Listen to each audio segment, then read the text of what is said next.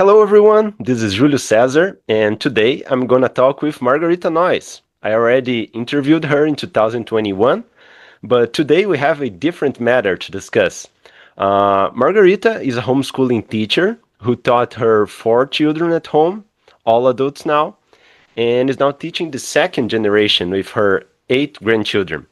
Margarita lives in the United States, and we'll be discussing all the experience she has accumulated over the years in the field of homeschooling, and I'm very excited to talk to her.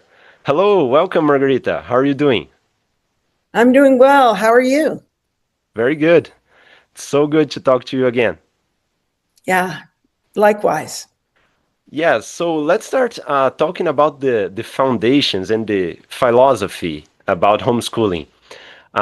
You've been homeschooling for 2 generations now. Looking back, what was the primary why that started it all? And has that mission changed now that you are teaching your grandchildren? Well, when my children were born, homeschooling was not legal or not very legal. You could lose your children. And nobody had heard of such a thing, so we didn't think of it. But the public schools were becoming dangerous. There were gangs in the local high school that our house lived near. The gangs were racial, like you had the Vietnamese and the Blacks and the Hispanics. And the violence was bad. Also, at that time, the government began pushing sexual agendas into the curricula. And parents were, at that time, fighting for the option to keep their children out of the sex education. But even that was frequently impossible. So private schools were very expensive and out of reach for us. And Catholic schools were reasonable, Roman Catholic, but you had to be Catholic, which we weren't. And you had to live in the geographical area of the Catholic school. And then it also was kind of expensive when you had many children. So we had no recourse. But in my church, there were several people with children older than mine who had begun homeschooling. And one of them had to move out of the state. They were being chased by the government to take the children. But others were managing to homeschool. And I went and visited and watched. And my feeling was, I liked what I saw in those homes. And I didn't like the idea of homeschooling because I myself loved school. And I felt my children would be losing something. So I decided to try a few of the techniques in the years before the children had to go to school.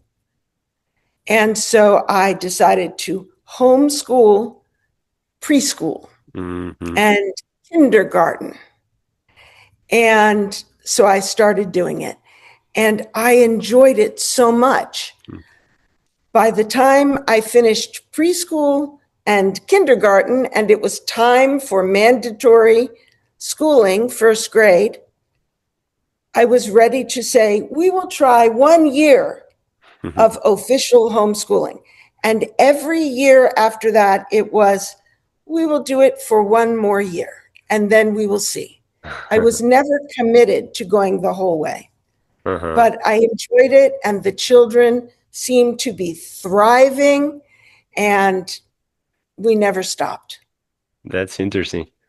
And how do you define homeschooling? It is just bringing homeschool, or is it something bigger? What do you think? Okay. I would not say it is bringing home school, Mm-hmm. because homeschoolers who try to bring home school very often set up a desk or 2 or 3 desks and a big whiteboard, and they buy textbooks, and they have a 50-minute schedule. 9 to 9:50 is math, 10 to 10:50 is English, etc. That is the worst of school. Mm-hmm. What homeschooling is, I would make a simple definition. It is simply not sending your children away to school, but educating them at home. Now, if you simply do not send them to school, but you are not really taking responsibility for their education and character formation, then what you're doing is not homeschooling. It is called educational neglect, Mm-hmm. and it is punishable. It's illegal to educationally neglect children. Mm-hmm. So I would say homeschooling is not using the public school or private school like an organized school, not delegating your education of your children to an outside organization, but taking full responsibility for the education and formation, character formation, raising of your children. Mm-hmm. That's nice. Now, you can send them here and there for individual classes, but you are not delegating the whole enterprise to someone else. Yeah, I see. And talking a little bit about the methodology and the daily life you have, with 4 adult children and several grandchildren, you're likely seeing different personalities. And how do you adapt your teaching style to each child's unique rhythm? Okay, so when you talk about the lifestyle of homeschooling, you must understand that everyone's homeschool reflects their personality. So you could say, what is the lifestyle in Brazil? Or what is the lifestyle in the United States?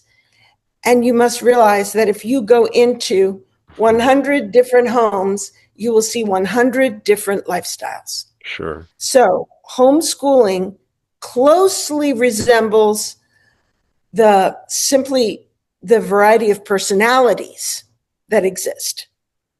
Mm-hmm. Now, so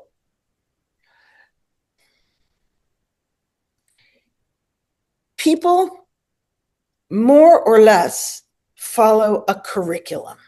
Mm-hmm. Now, you could have a curriculum for math and a different curriculum for English, a different one for history, etc.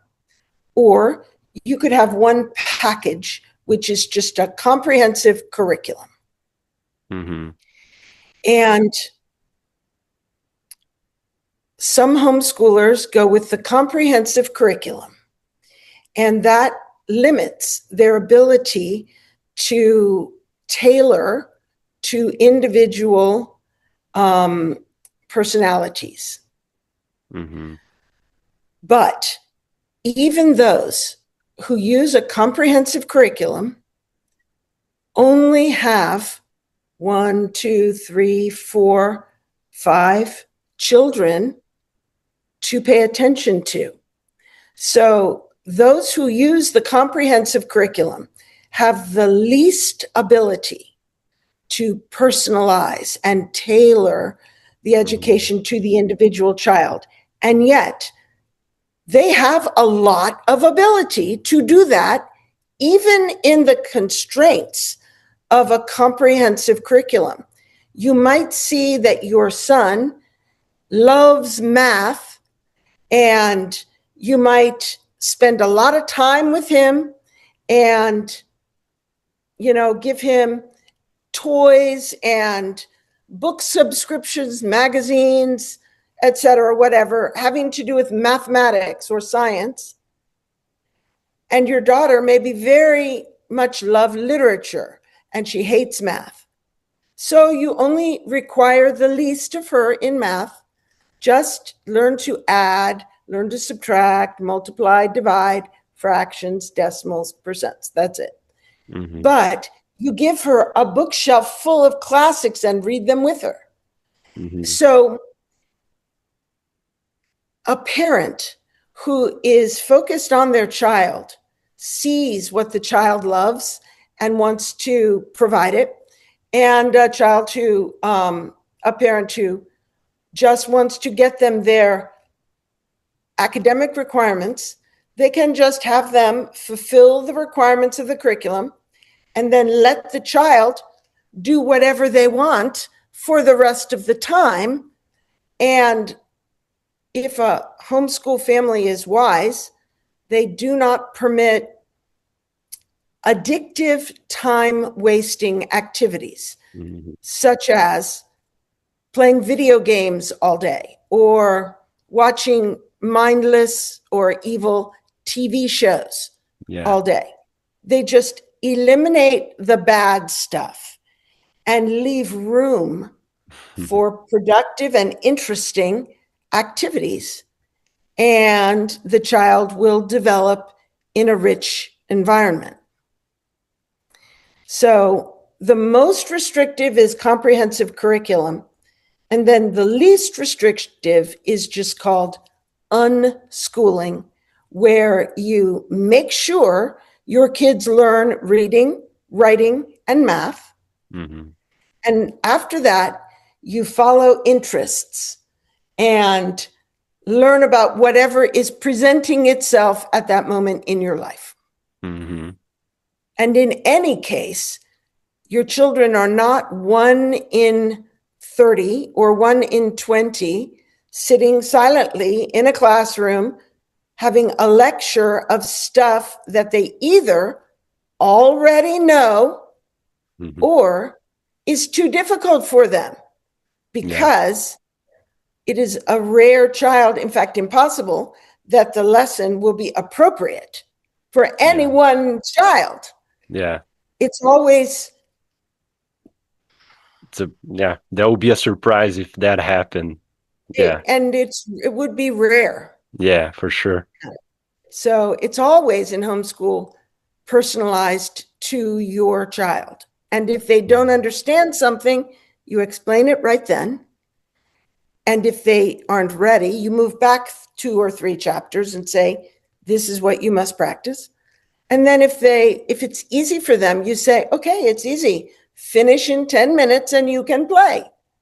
Mm-hmm. So never are you set all day, every day, listening to something that is inappropriate. So. Yeah. And talking about your grandchildren, what does a typical school day looks like in your home? Is there a rigid schedule? You already said a little bit about this. Or do you follow a more flexible, interest-led approach? What do you do in your house? Okay. The house that I live in now is my daughter Tiffany's home.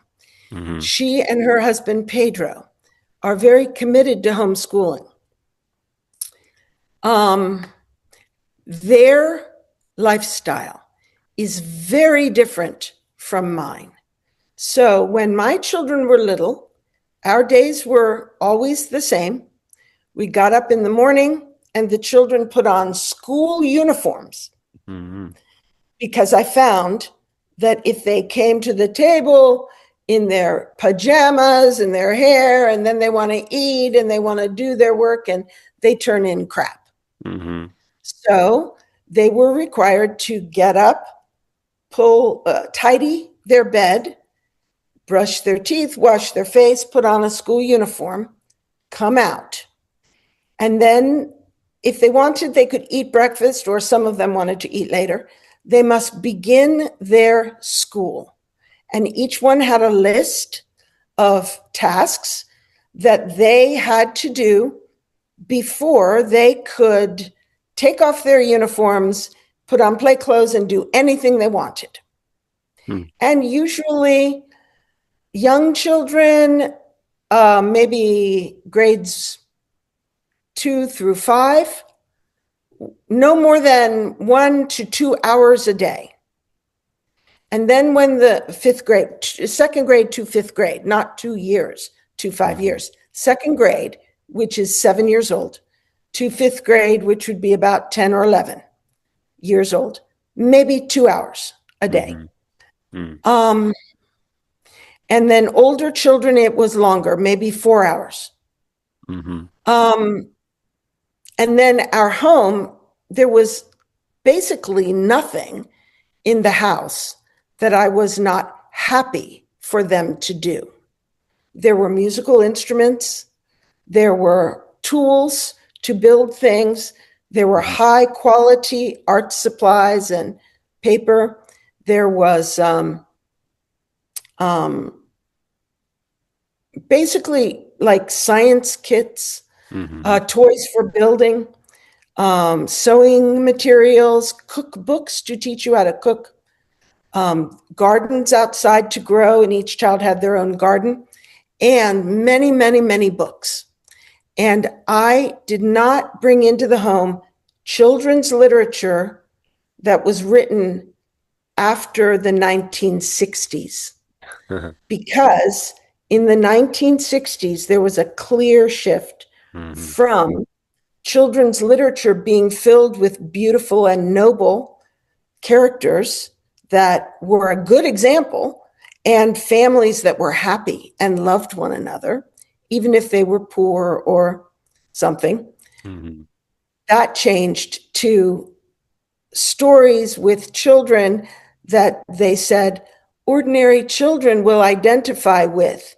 Children who didn't like their siblings, were disrespectful to adults, believed themselves to be heroes and their parents to be irrelevant or fools, etc., and a lot of evil stuff, and a lack of family religion. So secularism. So I did not have those books. We had high quality children's literature from, at that point it was 20 years old or more. Yeah. So, and then my other thing was I would choose children to do the work of the home. People had their own chore. But if I needed someone to do something, like take out the trash, I would look and see the kid who was least gainfully employed. And I would say, you come do this, because everyone else is practicing piano or reading a good book or in the middle of an art project, or something. And so over the years, the kids gravitated towards doing valuable activities so that they wouldn't have to work. And then I myself got very tired around 4 or 5 p.m. So no more control or supervision or leadership from me. After that, I would have dinner, and then I would be going to bed, and my husband would see that the children went to bed. So that was our life. But in Tiffany and Pedro's family, both of them, Tiffany and Pedro, have sleep problems.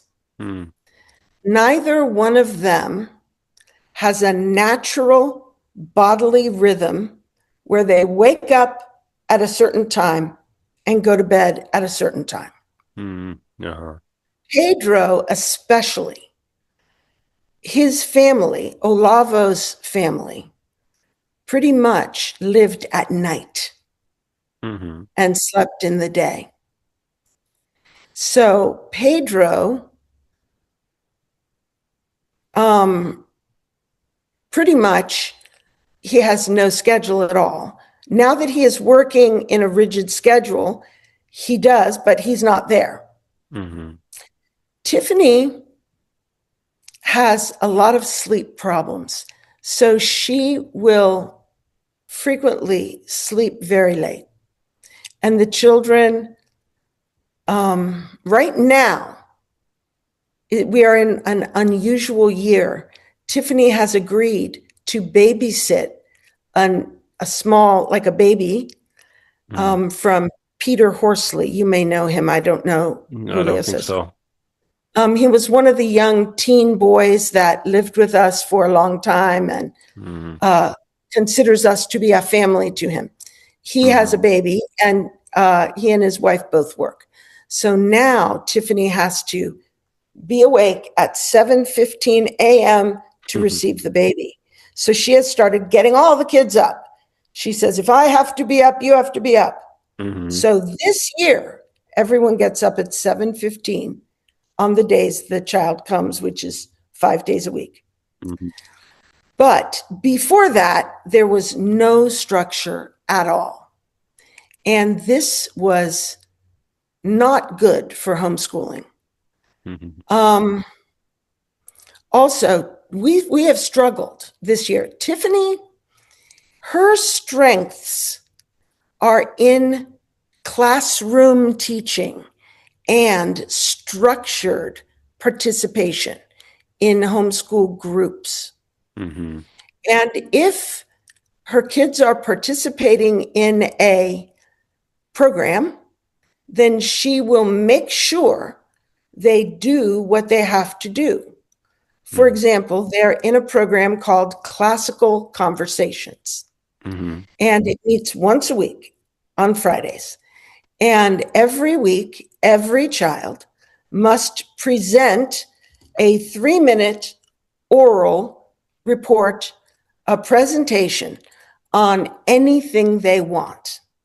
And so for years, Tiffany has been helping her kids learn something that they can present as a presentation each week. So maybe it is about the habits of Arctic foxes, or maybe it is about the history of Indians, or something. It can be anything, but Tiffany makes sure they can do it.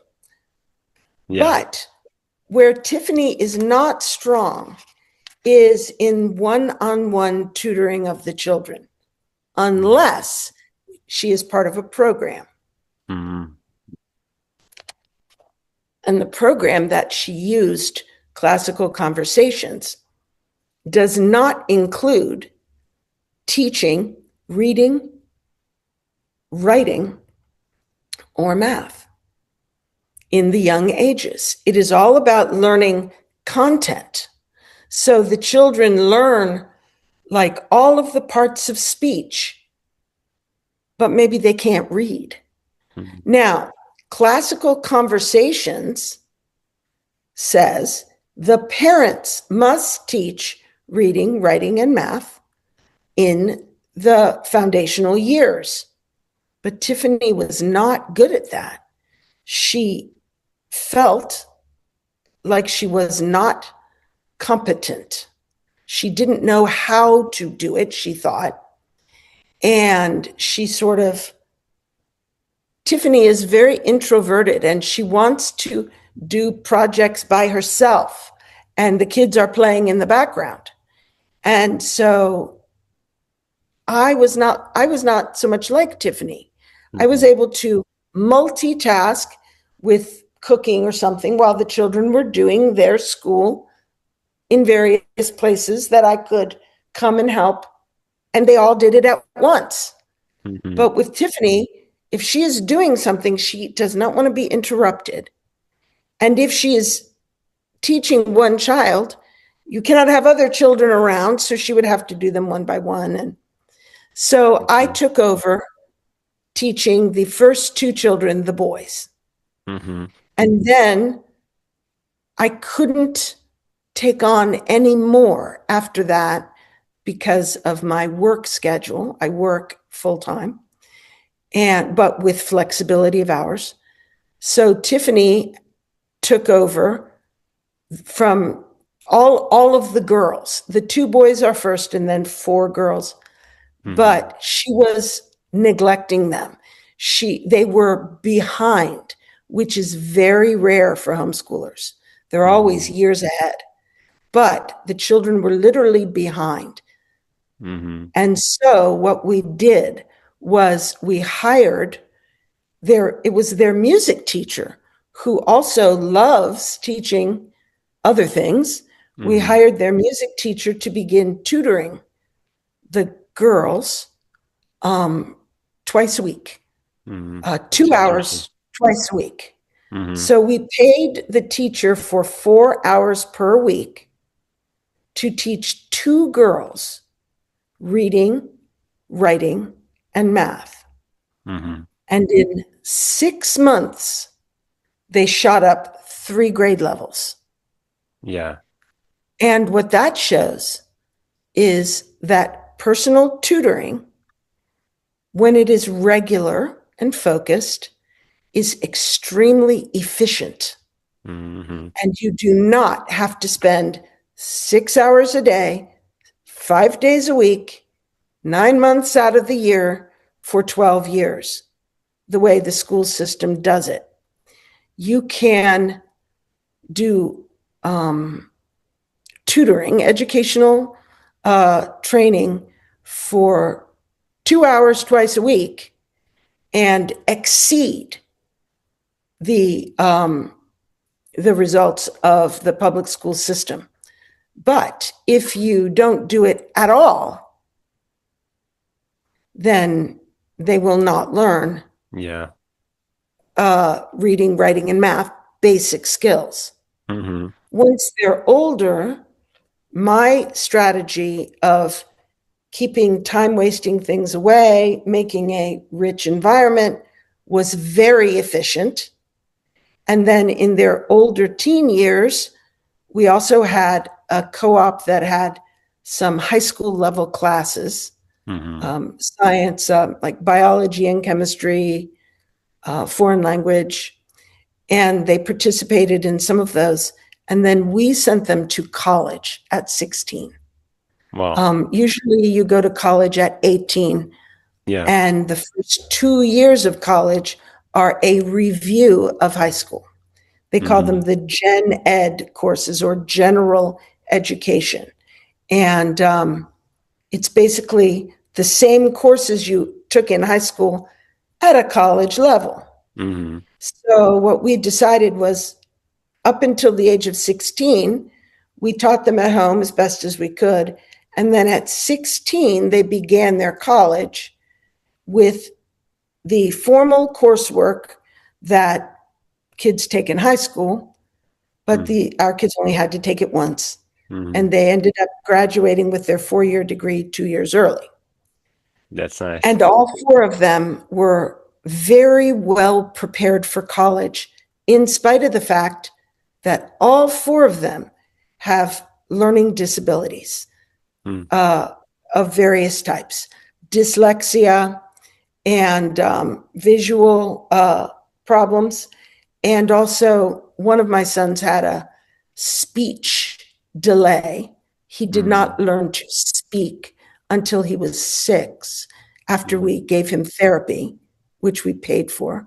And then he couldn't learn to read until the age of 11 after therapy. Whatever the problem was, it affected his phonemic awareness, his ability to hear and figure out meaningful sound units, meaningful letter combinations, and that affected both speech and reading, and required expert therapy. So he was the worst, but others had dyslexia and various reading problems and ADHD, attention problems and stuff. But they managed to overcome all of that and go to college with no accommodations for disability, and they all excelled when they got to college. That's So great. Yeah, that was us. that's very Yeah, interesting, and this whole experience. yeah, and Tiffany's kids, now that the girls are being tutored, their test scores are very high, way ahead. And the boys always were that way because I taught them from the early years, and the classical conversations gives them very broad exposure to history and social studies and geography and science. All kinds of topics are taught in classical conversations. That's nice. Plus, they have music lessons and martial arts. That's great. So, Yeah, Pedro likes jiu-jitsu a lot, so yes, that's very good. Kids are in jiu-jitsu. Yeah, I want to bring the socialization question. Maybe that's the question number one people talk about in Brazil.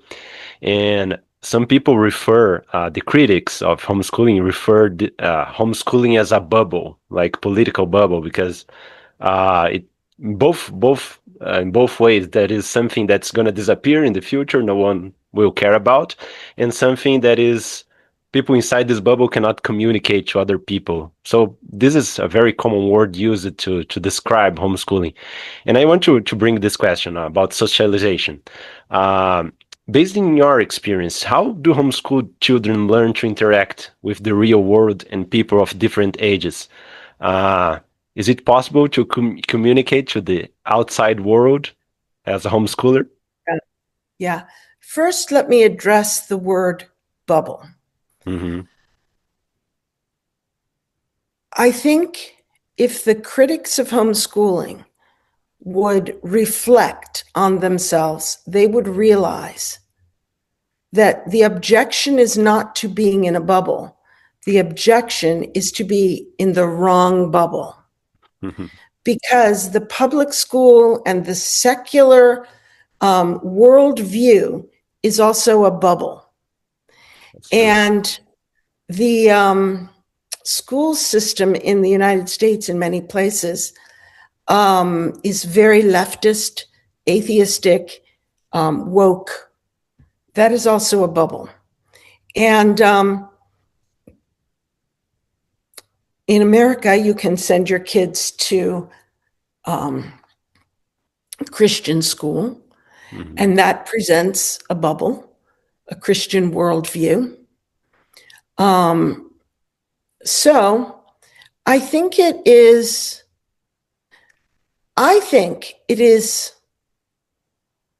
not possible, intrinsically impossible, to raise children without indoctrination. Because indoctrination is part of developing a worldview. And all healthy human beings must have a worldview. Yeah. It is like their operating system. And from the basis of their worldview, they interact with new information. For example, if a child has been raised on literal Bible, so he believes the world was created in 7 days, and Noah had a boat that had each type of animal, a proto dog and a proto, which then became all the diversity we see, etc. All of that becomes part of their theological worldview. It influences their idea of God and where do I fit in the hierarchy of creation and what is good and what is evil and what is my responsibility toward God, toward others, toward my family, toward myself. All of this integrates into a coherent worldview as you are raising the kids. And if it were possible for you not to do that, your kids would be broken mentally, because that is our operating system. And a computer whose operating system doesn't work can't work. Yeah.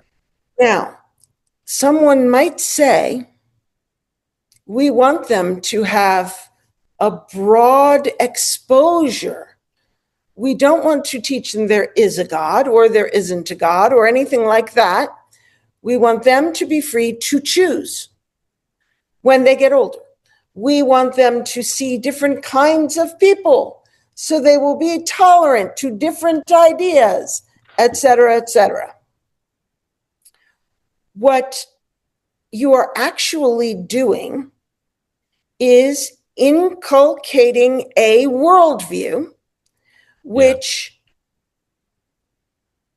basically says it is not important to have a religion because God doesn't exist, and anything that anyone wants to believe is equally valid. Therefore, God doesn't exist. Anything you might believe is absolute truth, there is no absolute truth, because everybody sees things differently, and there's no God, and there is no absolute truth. Values that are rooted in traditional Christianity, such as the value of life, etc., there are no values like that. The only values, there really are no values, because we evolved with no order and no plan. We are an accident. If you wipe out an accident, it doesn't matter. Our sense of consciousness is an illusion that comes from our matter, our biology. So, in other words, the materialistic worldview is just as comprehensive as the religious worldview or some other worldview. Yeah. Children are programmed to construct a coherent worldview from what their parents and trusted people tell them. So people who say homeschooling is a bubble, they aren't thinking. What they have to realize is that parents raise their children in their own image to have the same worldview the parent has, unless that is interrupted by the parent delegating the indoctrination to another entity, such as the school system or the culture. And so I think the whole thing that they're in a bubble is specious. It is not valid or relevant. It is irrelevant, because whatever you do to a child will create his worldview. And a coherent worldview is a good thing. For sure. And a Christian worldview is very functional, very conducive to human thriving in a classical traditional sense, leading to nobility and goodness and creativity, fruitfulness, etc. And so, etc. Now, when the children become teenagers and 20-year-olds, young adults, they naturally branch out and look around, and they have a platform that is ready to receive more information. And their categories may be set up, and they want to just populate the shelves of their mind with ideas and truths. So what the bubble or the worldview or the indoctrination does is it enables them to construct shelves with labels in their mind, and then they will populate those shelves with ideas and truths forever, but the categories are set by the upbringing. And experience shows us that homeschoolers have no trouble interacting with other adults.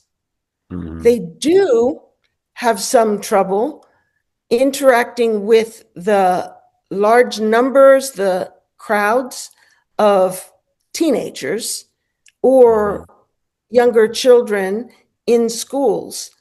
But the reason for that is that the socialization strategy of the schools is to create essentially mobs or strong, powerful groups of children that enforce conformity. And those children who cannot conform become victimized. And frequently homeschoolers, they certainly cannot conform because they don't know what the characteristics are. For example, the mob may have a certain language, and if you don't use their language, they know you are an outsider. Or they may have a certain dress code that isn't immediately obvious. For example, you may have to have this brand. And if you have a sweater that doesn't have the little logo, but it looks just the same, you're an outsider. So it is true that in the artificial social situation created by the school system, homeschoolers are a little bit at a disadvantage. However, frequently, their superior social skills are enough to overcome that disadvantage, and they become very successful even in schools. If you put them in the 6th grade or 7th grade or 8th grade, 9th grade, whatever, high school, frequently they become leaders of a small social group, which is apart from the mob. So, Margarita, can you explain the pyramid of socialization? Yes. Let me show you a sketch that I just drew on paper. It's a pyramid. Let me see if you can see it. Can you see it? Yeah. It's a pyramid with 1, 2, 3, 4 levels. Now, this information comes from social science, not from the homeschool world. In the school system, kids get the most time with their peers. Peers are people who are the same age. Now, you can see this as time spent, so they spend the most amount of time with their peers. You can also see this pyramid equally validly as well, I'll tell this later. But they spend the most time with their peers. They spend the least time, almost none, with adults. So adults are at the top of the pyramid. You don't get hardly any time with adults. If you do, it's one adult for 20 kids. And it is very rare for a kid to have a personal mentoring relationship with an adult in those childhood years between the ages of 0 and 12. Usually it's one adult for many kids. And they spend so much time with school and extra activities like sports, where there's many kids and one coach, or something, that they have very little time with their own parents. And their own parents are working, so they are very tired. And when they are home, they have a lot of work to do about the house and the pay bills, go to grocery stores, etc. So kids have very little time, quality time with parents or teachers or adults at all.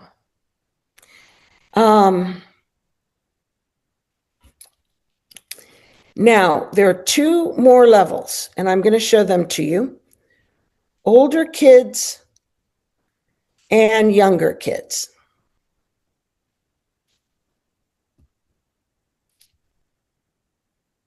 All right, now, in the typical socialization strategy in America with the schools, really, there is an overwhelming amount of time spent with peers.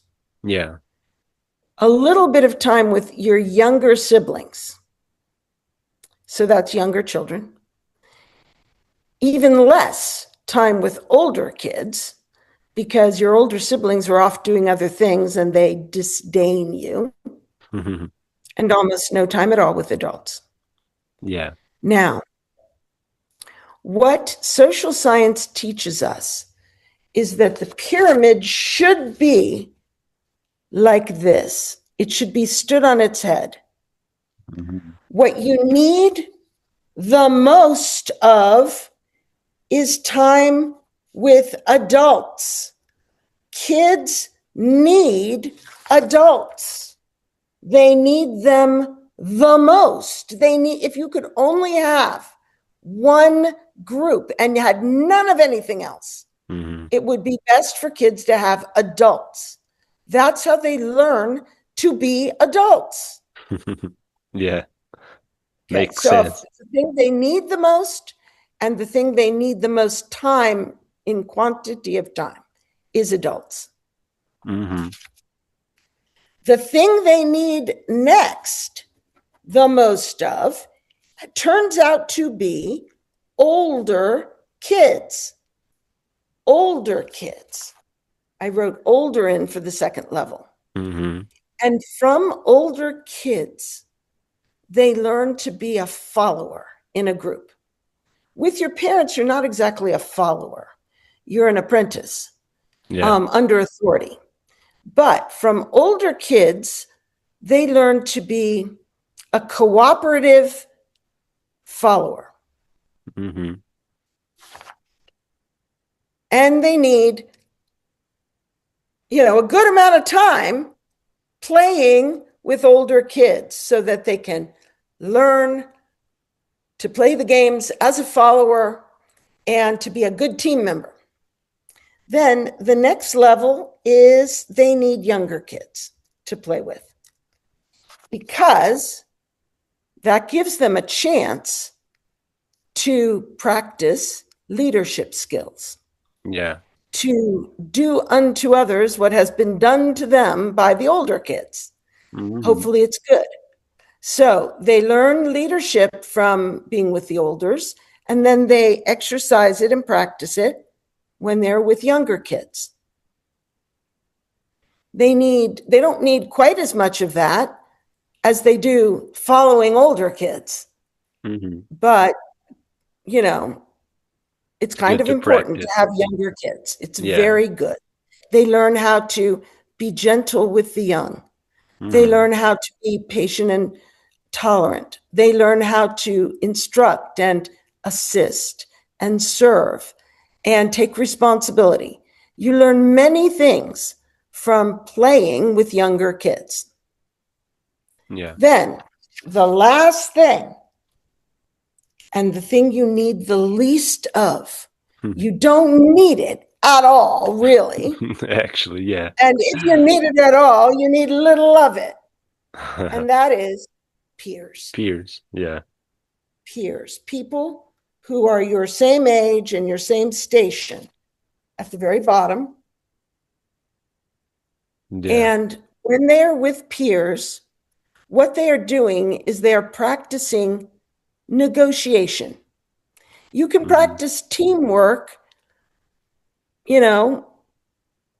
especially if there's no leader, or something, but basically negotiation, sharing, not being annoying, getting along with people, those kinds of things.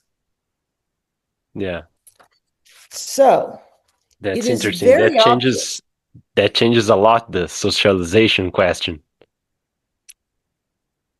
A social scientist realizes that the public school system is the worst possible socialization scheme except for complete isolation. Yeah. Complete isolation is deadly. People they become mentally retarded and non-functional with complete isolation. But aside from that, to the extent that you confine a human being to socializing with peers for his first, 15 to 18 years of life, you couldn't do anything worse for socialization.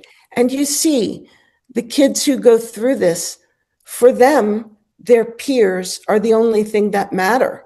Yeah. They have no value for older people or middle-aged people or young adults or younger teens and younger children and babies. All of those age groups don't exist. The only thing that matters is the peer group. Yeah. Talk about not being able to talk to people. And not only that, nobody can talk to teenagers. It's very rare to find an adult who is comfortable with teens.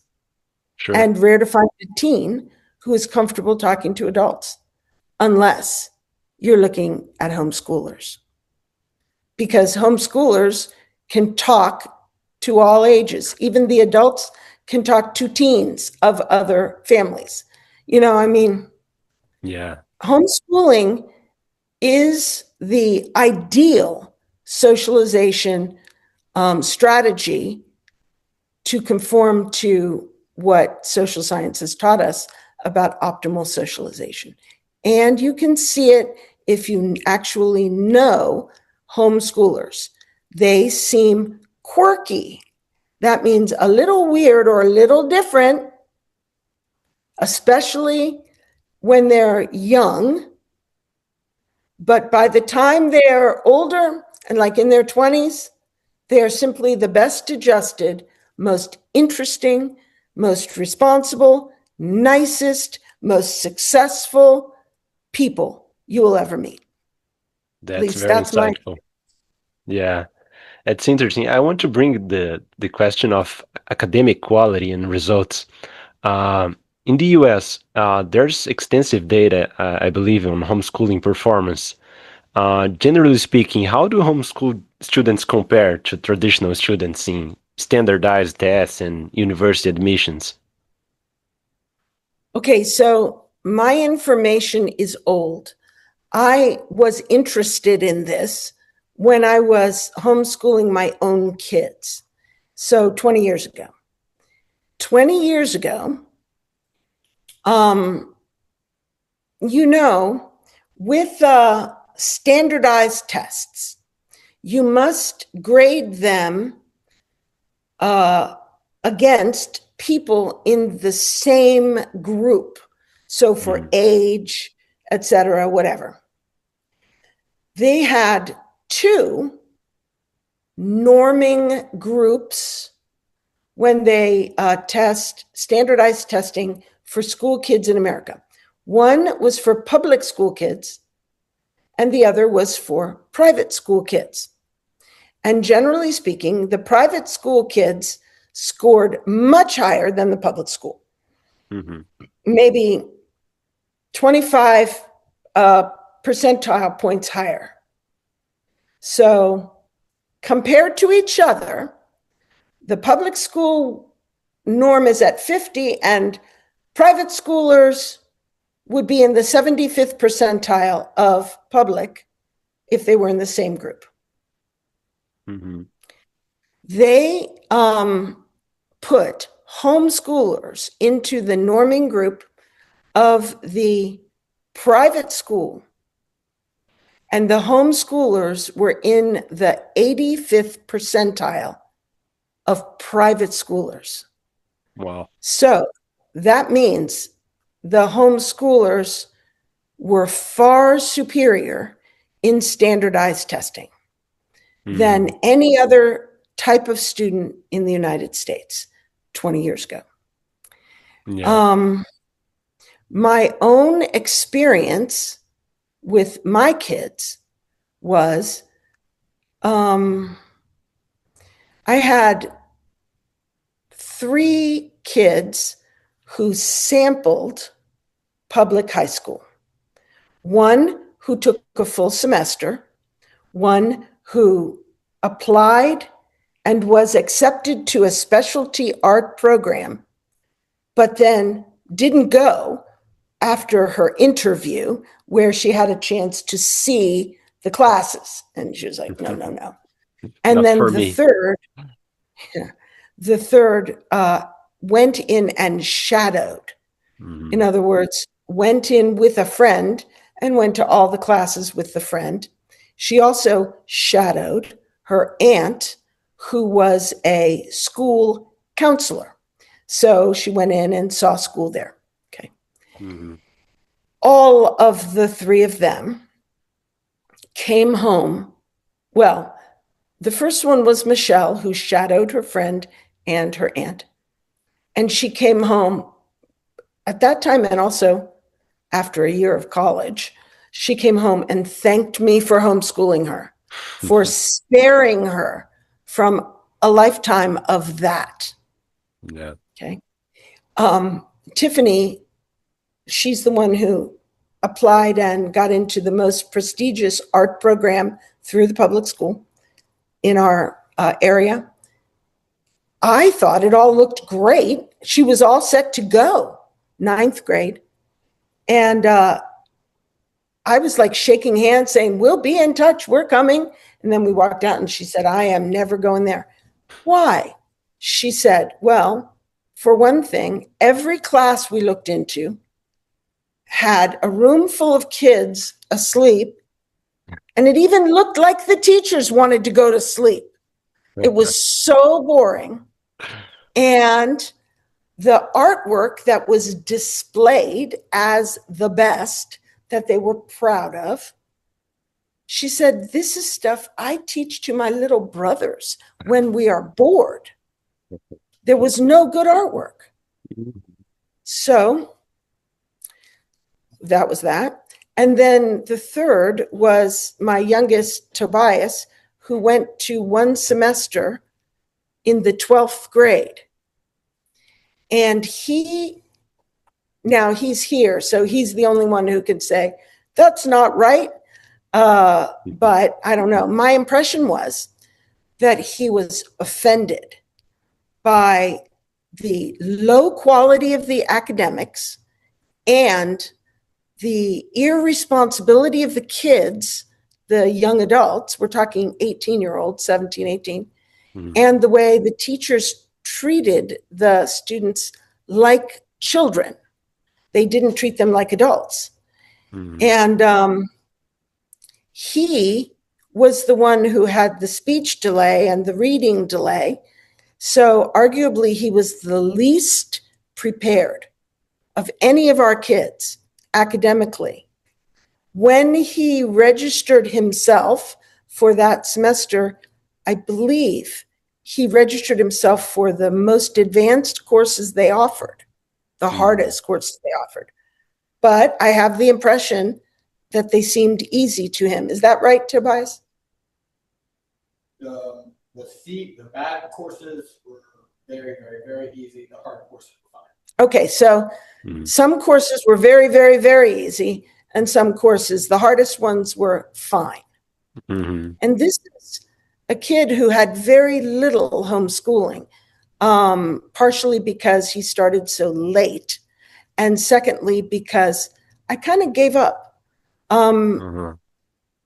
It just was very, very hard for me. And yet he was able to keep up with the hardest courses offered in the 12th grade of the public school.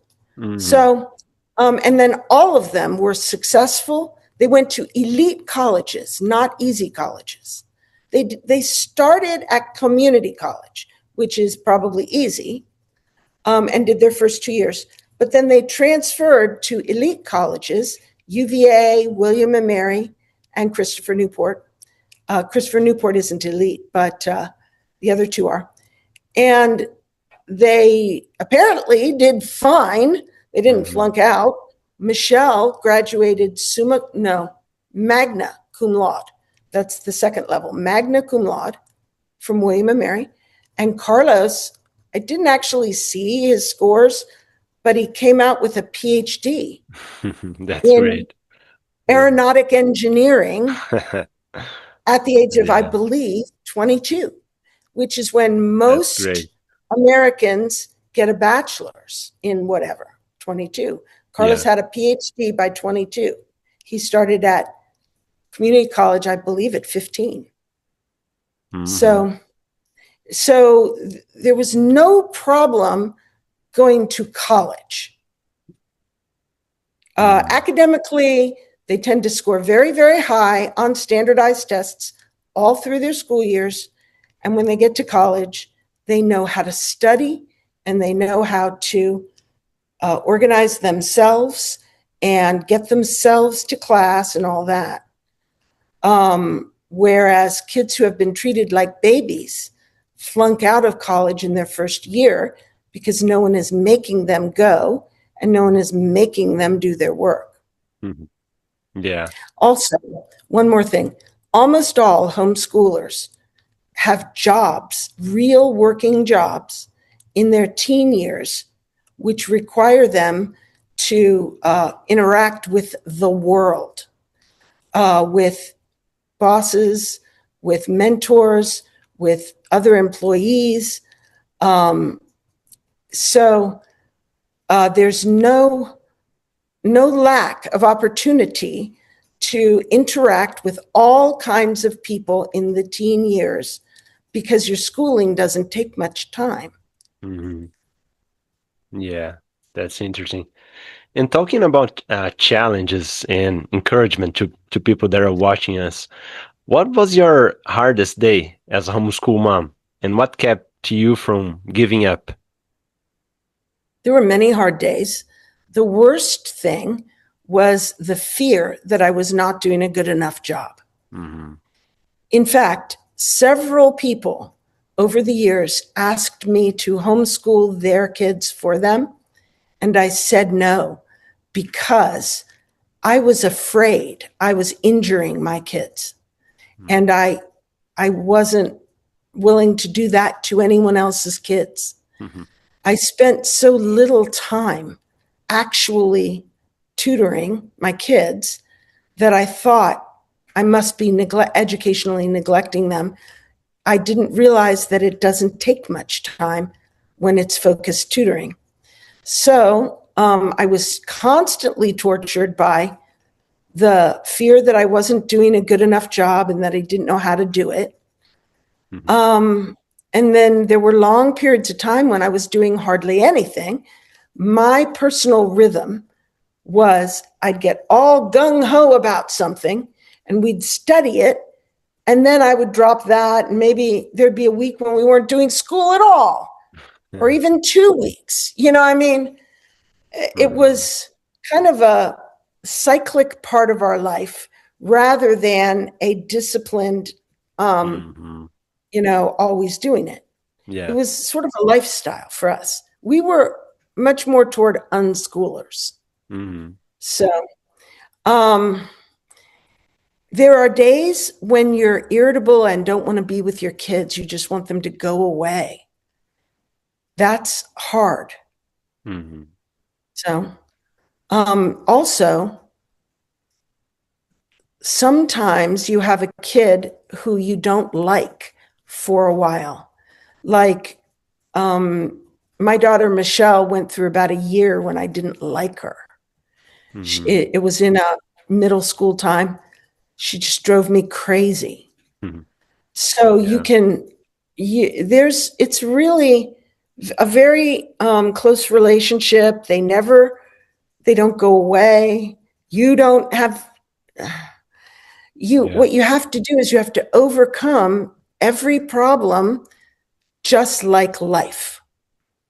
In life, you go through hard times, you don't like your job, you hate your home, you're poor, you're whatever, and you're sick, whatever it is, whatever challenge it is, you have to just keep going, keep trying. And with homeschooling, you feel like you need to accomplish a certain amount. And really, that's actually not true. The truth is the kids are going to grow up at the rate of 1 year per year until they turn 18 or whatever, no matter what you do. And someone, when I was a young homeschooler, said that the amount you have to learn in your first grade through 12th grade in order to be ready to be an adult and even to go to college could easily be fit into 4 years, age 12 to 16. Yeah. Easy.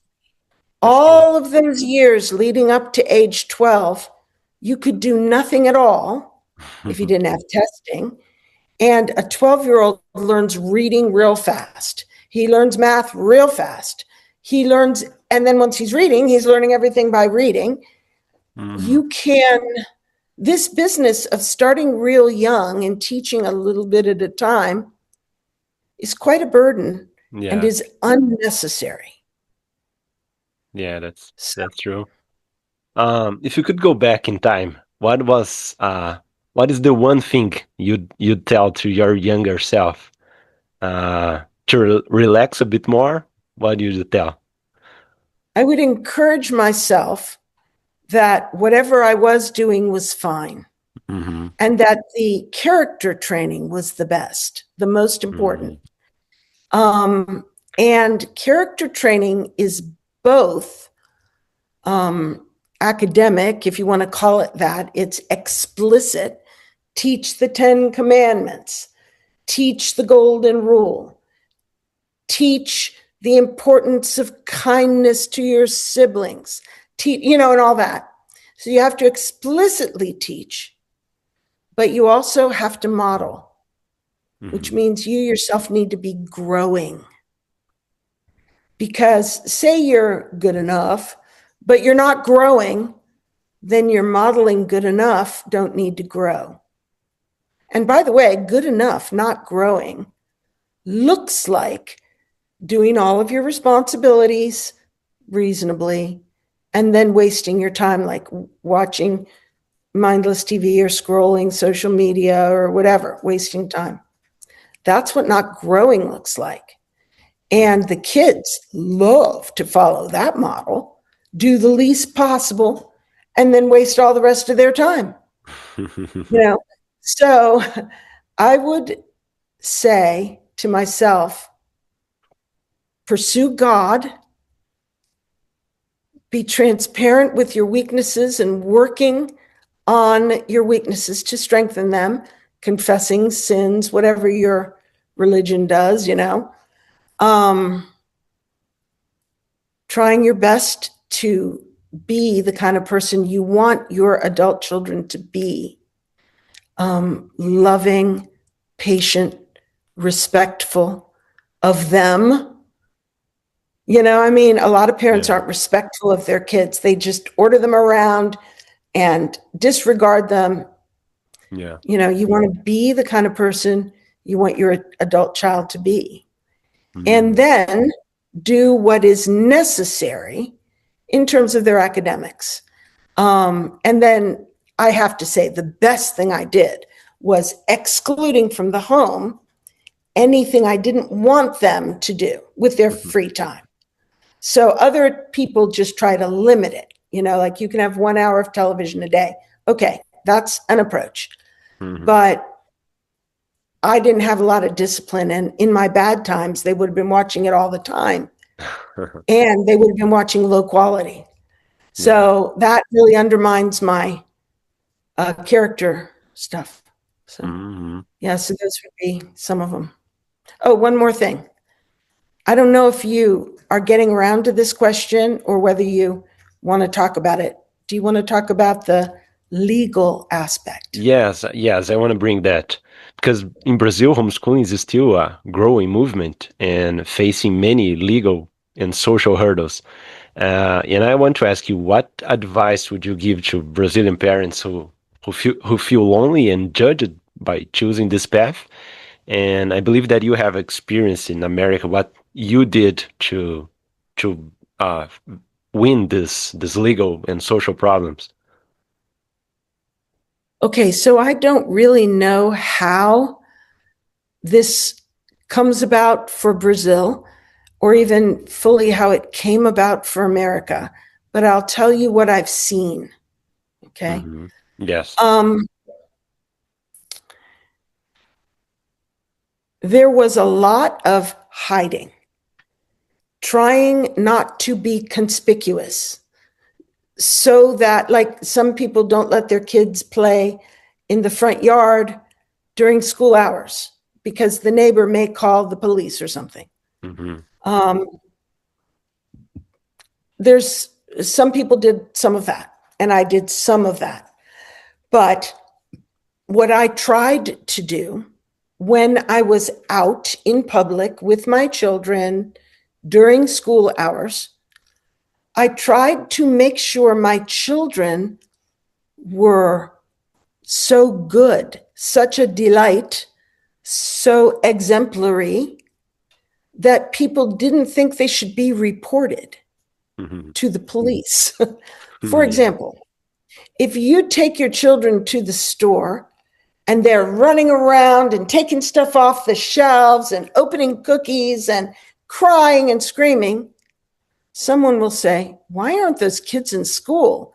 Because they think, I normally don't have to deal with kids except after school, and here I have to deal with them at 10 in the morning. Yeah. So they're likely to say, why aren't they in school? Let's call the police. But if you walk in and your kids are in school uniforms and they are walking either quietly behind you or speaking to one another pleasantly, I trained my children to put their hands behind their back in the store so that at a glance you could see they weren't touching anything. Yeah. And to look with their eyes. Even toddlers who can't reach their hands, they will put their little hands on their fat hips and follow the older children. And so when we would be out in public first, the people thought they went to public school because the public schools, it was a public school uniform. At that time, the public schools had optional uniforms for parents who wanted them, and that's what we bought. Plus, they also used similar uniforms in the Catholic schools and in the private schools. So they assumed the kids were out of school today for some reason. And they didn't assume they were out of school. But even when we said, well, we are homeschooling, if they asked, their face would light up and they would say, really? This is amazing. This is great. And it gave a good name to homeschooling. And over the years, more and more people would say, someone in my neighborhood is doing that, or my sister-in-law is doing that, or they know someone also who is doing that. So when you are visible, do not allow your children to be something that someone wants to call the police on. That's one thing. Another thing, I have a sister-in-law who is a school psychologist, and she hates homeschooling. And during the years my children were little, we were afraid she would call the police. We joined an association called Homeschool Legal Defense Association. If it is possible for some of you adult parents to form an association like that, it will be very helpful. It came in the days when my children were little. There was a lawyer who had kids and he wanted to homeschool them. Mm-hmm. And he researched the laws, and maybe he had one friend who was also a lawyer, and they together started Homeschool Legal Defense Association. And it was volunteer. They weren't being paid. And they helped people who were being arrested or having their children taken away. And then when the trial came, these lawyers either defended them. In the early days, they defended them and won the case. And when they won the case, that would begin to make precedent. Eventually, there were more and more, and they started charging people a subscription fee, which was, when I was there, only $50 per year, which is nothing. Yeah. And then it formed a sort of insurance where if you had an incident where they came to your door to investigate your homeschooling, you could call and get this lawyer, and you could just hand the telephone to the social worker, and he would speak to her, informing. You could say, "Speak to my lawyer," and hand the phone out the door. And the lawyer would say, "These are our rights. In order to come in, you have to have a warrant," and blah, blah, blah. Mm. And that solved the problem. They never came back. But if they did, the organization would defend you in court. And so the organization grew until you had volunteer legal kind of lawyers watching the bills going through every state, because there was a big push to make it illegal in every state. And they would have a funding bill for something, and the last line is, "and homeschooling becomes illegal." It has nothing to do with homeschooling. They had to watch. And then they lobbied. And this was early internet days. So we had a connection, and they would say, "Write to the congressman now," and then they would flood. Or "Call the congressman now," and the switchboard would be shut down. Mm-hmm. So the lawmakers began to think that there are lots and lots and lots and lots of constituents who are homeschooling or who are favorable to it.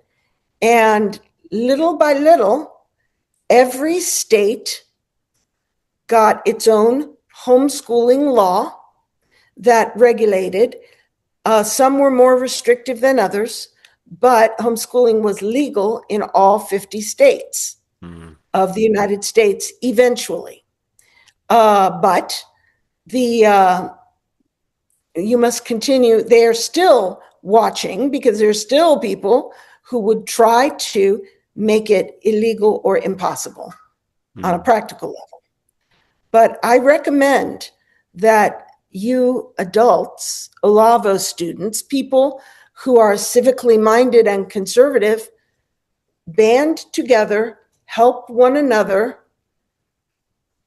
and find legal basis, and as much as possible, work with your representative government, if that's what you've got, to get a favorable, reasonable homeschool law that protects children from pure neglect. Yeah. But which the truancy law, mandatory education, already does that, but which allows parents to educate their children as long as a very minimal threshold, which is basically like in Virginia, it's as long as your test scores are above the 25th percentile of the public school.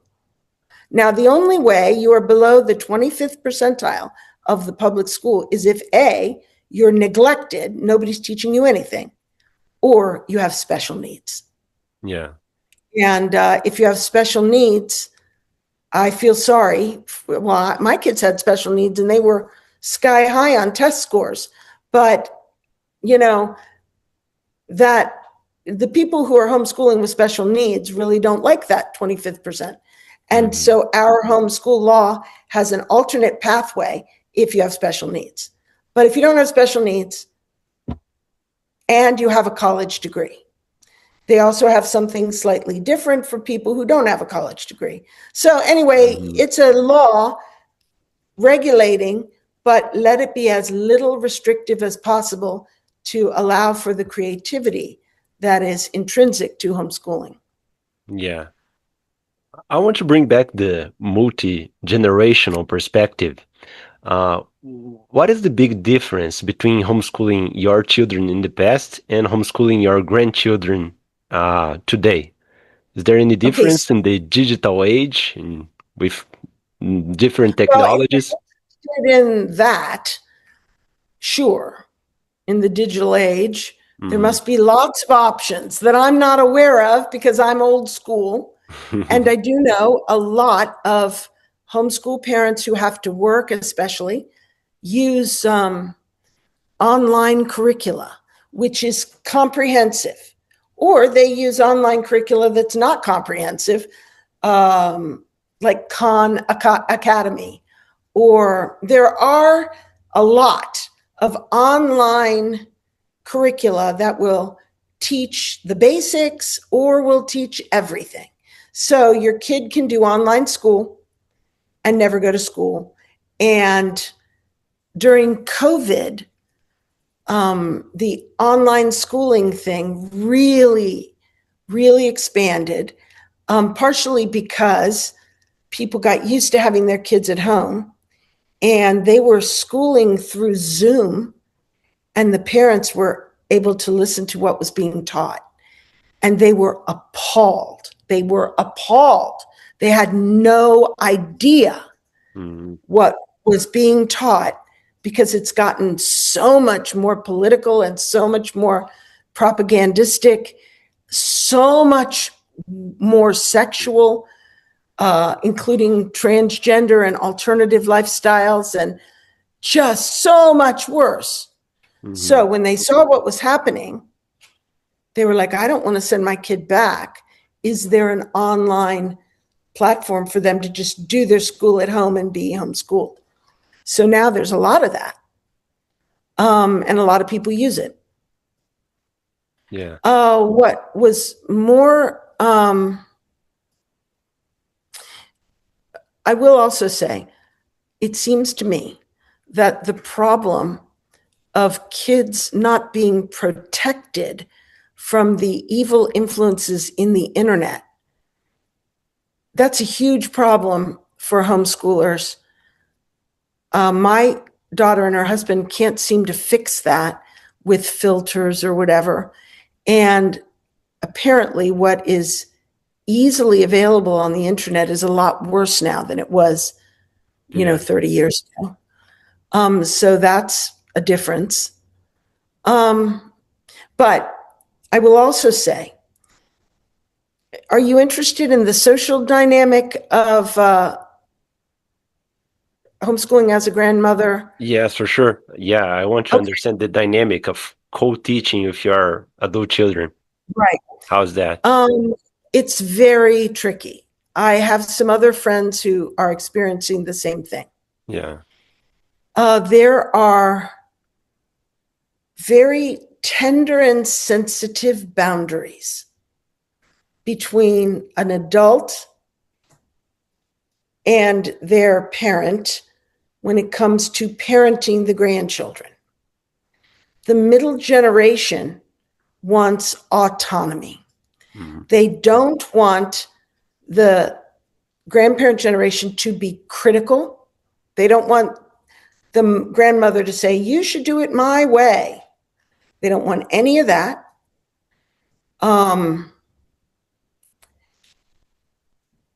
I don't quite understand it fully, but that middle generation is a little bit insecure.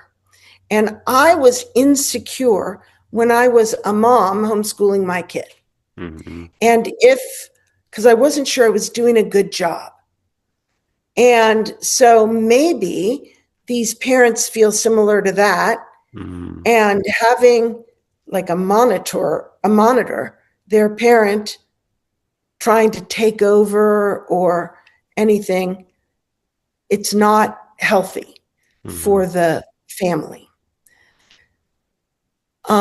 But grandparents have more time in general, and homeschooling grandparents who have homeschooled their own have a wealth of experience and know-how.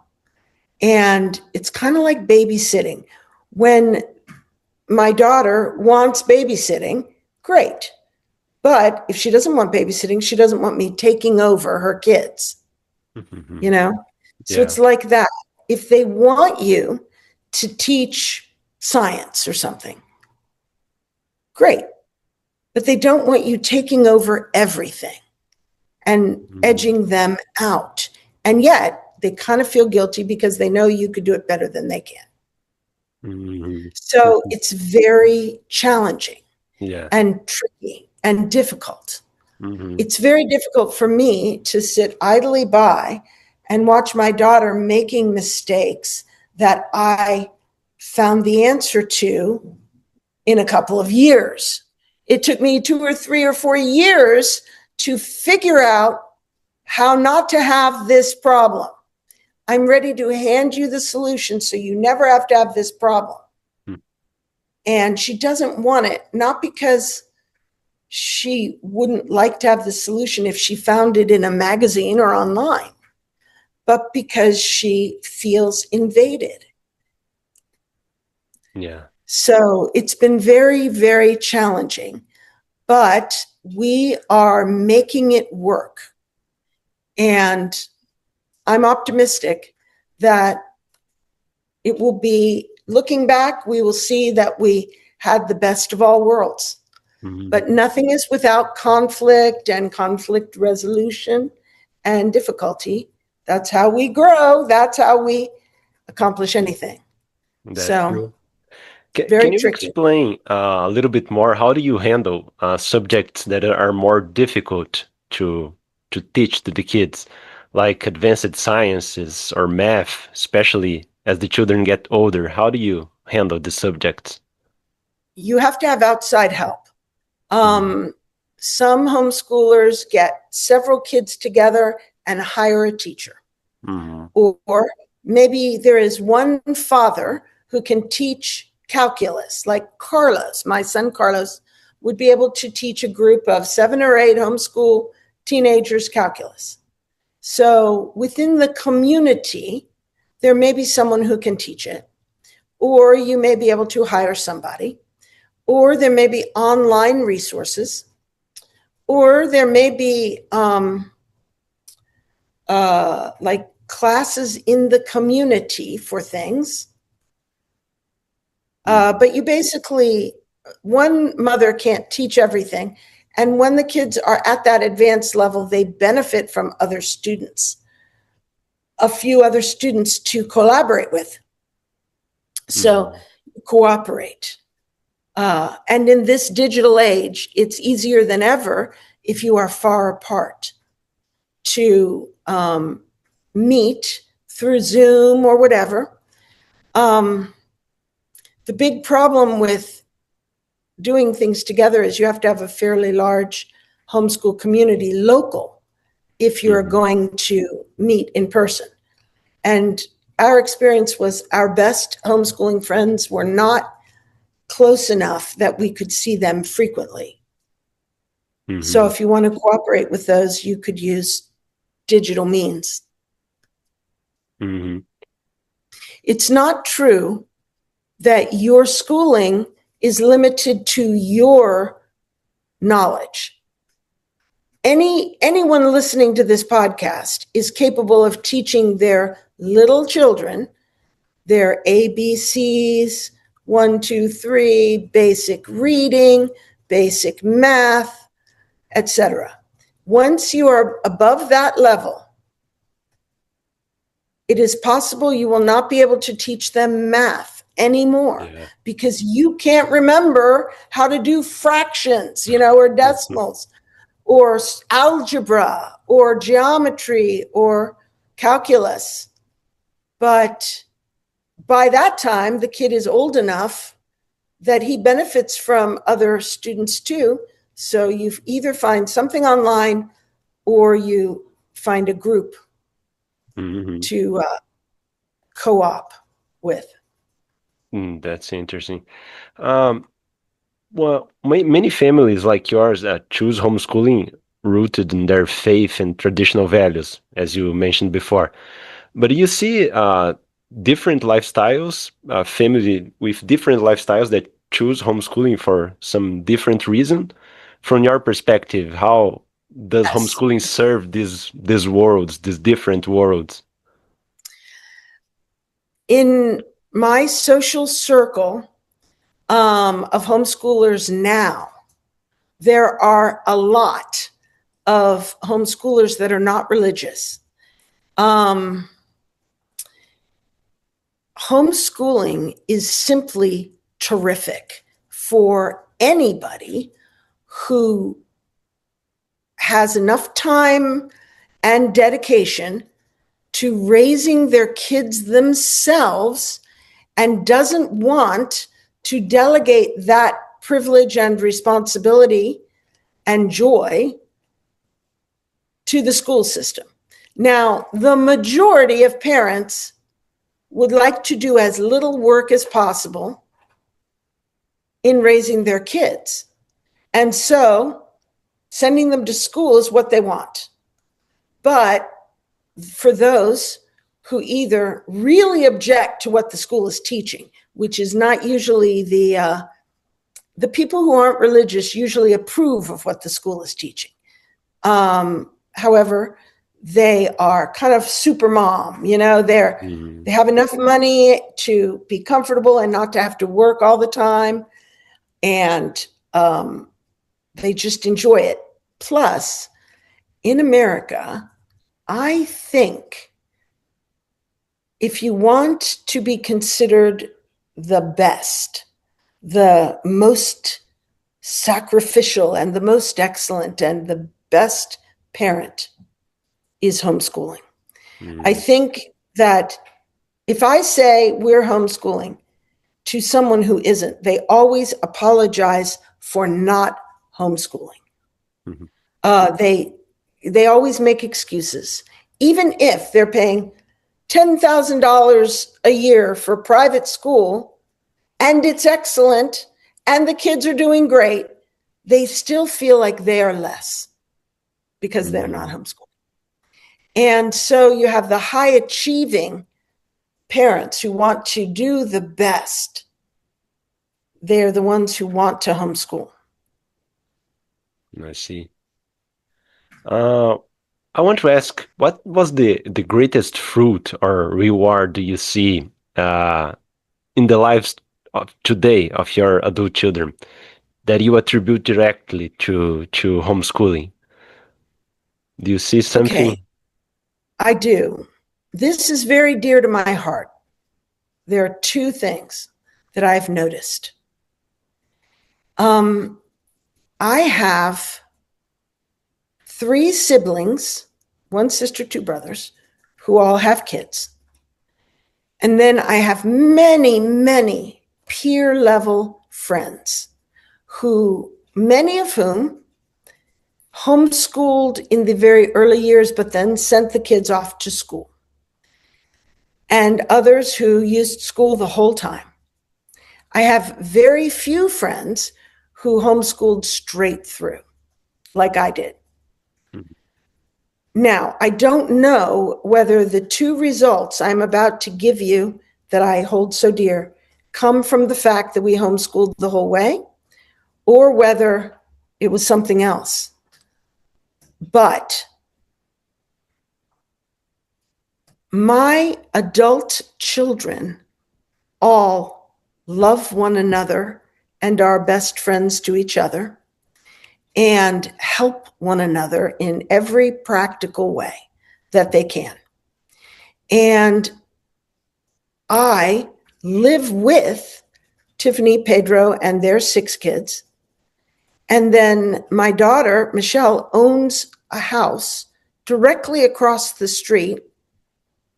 She's not married, so she rents most of the house to my son, Carlos, and his 2, almost 3 children.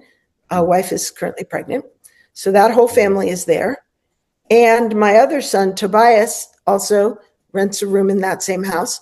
So all 3 kids, all 4 of my kids, and all of our grandchildren choose to live together and to cooperate in the homeschooling, the babysitting, the physical tasks, etc.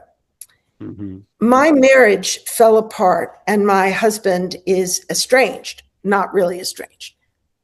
He's not with us. He became a leftist and a woke person and a spiritual person who is very anti-Christianity. Mm-hmm. But even with all that, all the kids and I have a good relationship with him. And he is honored and loved in our family. Now, it is not without conflict, but when there is conflict, we do our best to keep it all repaired. So in spite of divorce, we are kind of more intact as a family than many families, Sure. etc. Yeah. In terms of our kids being able to tolerate, my adult kids can tolerate me and my husband, whereas my sister's kids moved as far away as they could from her. And she has a rather similar parenting style to me. And also my brother's kids moved away from him, and their daughter will not speak at all to her parents. Mm-hmm. And then my other brother, the kids also moved away, but are a little closer emotionally. But the closeness I have in my family is a blessing to all of us. So that's one thing. Sure. The second thing that I value most of anything, if there was one thing about homeschooling, which I believe it was the homeschooling, but maybe not, I don't know what caused this. Mm-hmm. But the one thing that I treasure the most is this. It says in the Bible, it's in one of the Psalms, I believe, where it's talking about a blessed person, a blessed man. And it says his wife will be a fruitful vine and his children will grow up around his table, and his children will be like arrows in his quiver. Mm-hmm. And then it goes on. My children, for the years from the time they were about 8 or 9 years old until really young adulthood, or late teens at very least, were arrows in my quiver that I was able to shoot into the spiritual battle of the world. I'll give you 2 examples having to do with, coincidentally, Tobias, who is in the room, but he's not listening. But anyway, when my kids were very young, maybe age, I'm going to say 12, 10, 8, and 6. So that means the 2 boys, Tobias and Carlos, were 6 years old and 8 years old. We went to a church, and they had a social hour in between services, and we were there socializing. And the little boys always ran together to the back room to play Pokemon. Mm-hmm. And one day I saw a new family come in, and they had a little boy on their hand who was about 6, and he looked pretty shy. And I went up to greet the new family, and I saw that the boy was uncomfortable because here he is in a room full of adults, pretty much. There are no little boys around, and I knew where they were. Mm-hmm. And so I greeted them and introduced them, and they were integrating, but the child was not very comfortable. So I went to the back room, and I said to the boys, there's a new family, and they have a little boy. Why don't you come out and introduce yourself and invite him to play Pokemon? And immediately they got up and went, and my youngest son, Tobias, who has a really high EQ, social IQ. Mm-hmm. He was the 6-year-old. He was the youngest. He walked right up to the little boy and said, hey, my name is Toby. What's yours? And he put out his hand, and the kid, and he said, do you like Pokemon? Come on, let's go play. And he put his arm around him, and they went away and played Pokemon. 6-year-old Tobias was an arrow in my quiver. Mm-hmm. Now, I'll give you another story about Tobias when he was 15. The pastor of our church, and they're not all about Tobias. I could sit here all day and give you story after story after story after story about how the kids went out to the mission field, the kids went into nursing homes to bless old people, the kids were a positive influence in teen groups, on and on and on. But this one comes to mind. The pastor called me up one night and asked me if I would fill in for him in a homeschool music class that he had agreed to teach for the little homeschool group, some homeschool group that I didn't particularly know. It was young children. And I said, sure, I'll do something. And so I brought Tobias along to help me with kid control. Mm-hmm. And when we arrived, the children were running around. Like I said before at the store, they were just running wild. And the pastor was visibly nervous and uncomfortable with the uncontrolled way the kids were playing. Uh-huh. And I saw that. And I just said to Tobias, go round them up and do some activities with them. And pow, he went and got them all together and started doing, like Simon says, controlled activities. Mm-hmm. He was 15. He was a teenager. My word is his command. And he is able to round up a bunch of crazy kids just like that and lead them. I mean, this should be your conversation on socialization. Yes. And so he took care of it. The pastor relaxed, and we went on, and he told me what was what, and we went and did the class. Mm-hmm. So whenever we would have people over in our home, which we considered our home to be like a place of ministry to people, if I would see anything, all I would have to do is whisper in the ear of one of my kids, and they would go fix it, no matter what it was. Yeah. You know, I mean, I could have said, go pray for that person. She's unhappy. And they would have done it. You know, I mean, there was nothing they couldn't do. You know, it's just crazy. And then when they were old enough to go on mission trips themselves, like both of my sons, all of them, no, definitely the sons, called me up to talk through what they were going to preach. Mm-hmm. And how should I preach this? And how should I preach that? You know, and then I heard back from the leader, your son's a great preacher. And I'm like, you know, I mean, and then, so they're arrows in your quiver. You've multiplied your ministry potential for the world by raising godly kids full of the Holy Spirit, preferably. Yeah. And then whatever they've got, you can shoot it out. Now, I don't have that anymore because they're launched, but it was very precious for very many years. For sure. That's so good, Margarita. Thanks for sharing your knowledge with us. I know this is going to be very helpful to parents who are considering homeschooling.